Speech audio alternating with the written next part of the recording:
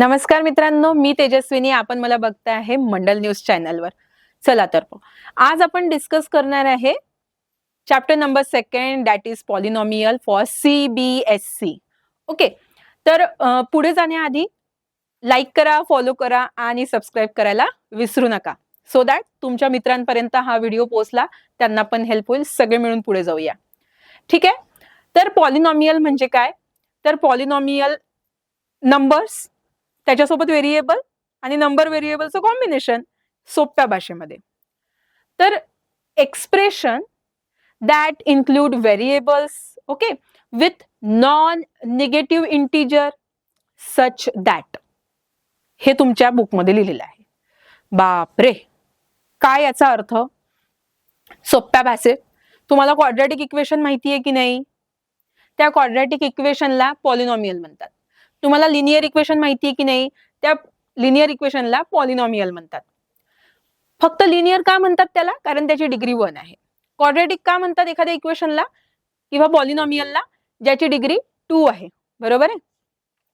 मग आता मी एक जनरलाइज फॉर्म मध्ये जर मला लिहायचं असेल, लिनियर, क्वाड्रॅटिक, क्यूबिक, ज्याची पॉवर 4 आहे, तर मला जर जनरलाइज इक्वेशन मध्ये लिहायचं असेल तर मला काहीतरी नाव द्यावं लागेल की नाही बघा त्याला?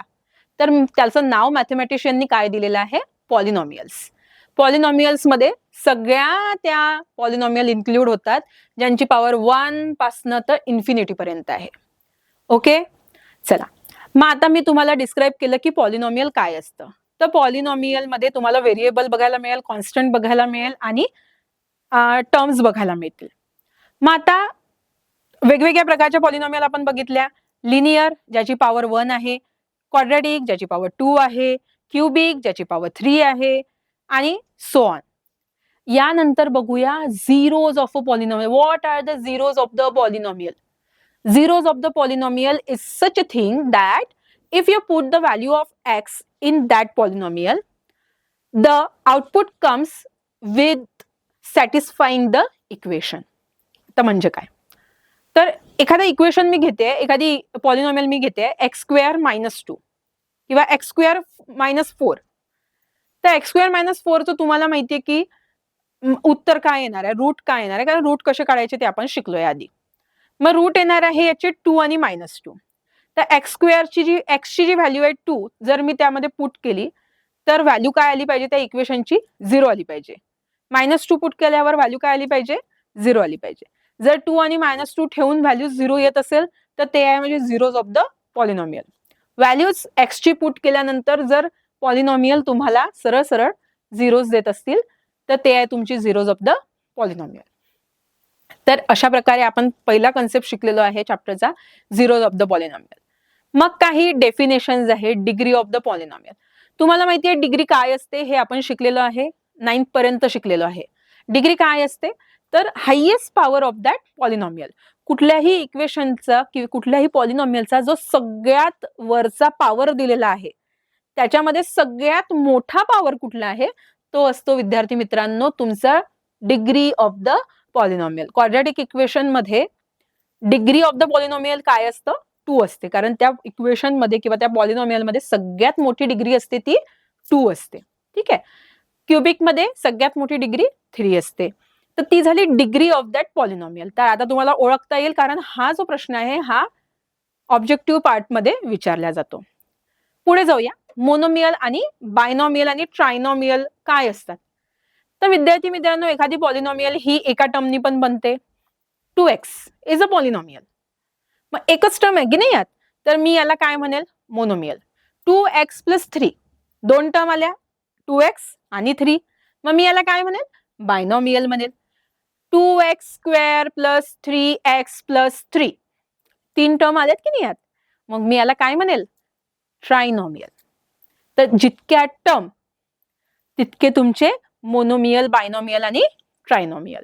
तर अशा प्रकारे तुम्हाला डिवाइड करता येईल मोनोमियल, बायनॉमियल आणि ट्रायनॉमियल मध्ये. फारसं सोपं आहे आणि फार कठीण असं काही नाहीये. डिग्री ही डोक्यावर दिलेली असते आणि मोनोमियल, बायनॉमियल आणि ट्रायनॉमियल हे तुमच्या टर्मवर डिपेंड असते. याच्यात थोडं पुढे जाऊया की जेव्हा एखादी पॉलिनॉमियल आपल्याला सॉल्व्ह करायची असते तेव्हा फॉर्म्युला कुठला यूज करतात? तर फॉर्म्युला हा यूज करतात कशासाठी? फॉर्म्युला यूज करत आहे पण कशासाठी? तर कुठल्याही पॉलिनॉमियल मध्ये तुम्ही व्हॅल्यू काढत असता व्हेरिएबलची. समजा आपल्या पॉलिनॉमियल मधला जो एक व्हेरिएबल आहे तो एक्स आहे, तर मला एक्स ची व्हॅल्यू काढावी लागेल. तर आता तुम्हाला माहितीये की मिडल टर्म स्प्लिट करून सुद्धा आपण व्हॅल्यूज काढू शकतो एक्स ची. आता आपण नवीन फॉर्म्युला बघू. फॉर्म्युला आहे की minus B plus minus under root of B square minus 4ac upon 2a. माझ्या सोबत म्हणा, repeat after me.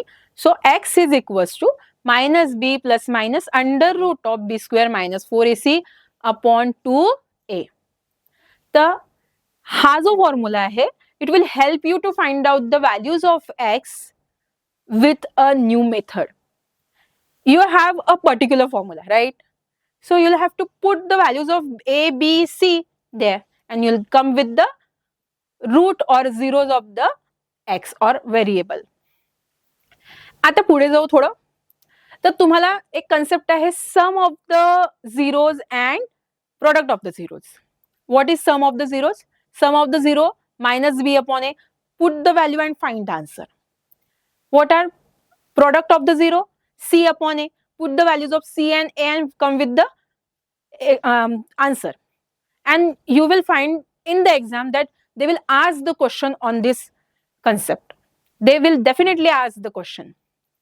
Now, you have two theorems there. First, remainder theorem and second, factor theorem.